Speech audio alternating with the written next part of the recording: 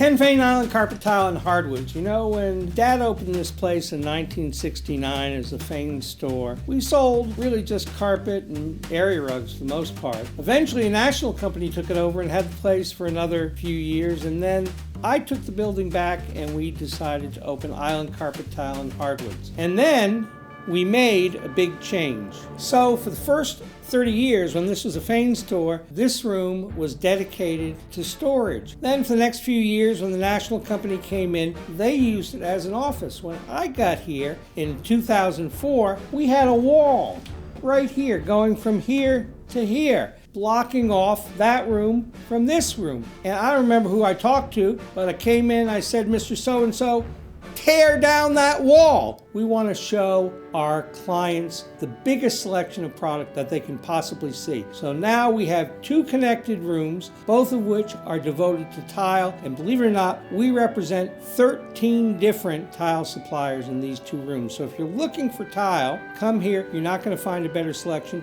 If you're looking for selection in any of the products that we sell, come to Island Carpet, Tile, and Hardwoods. For the last 20 years, we've been all about selection, and we're willing to knock down walls to prove it.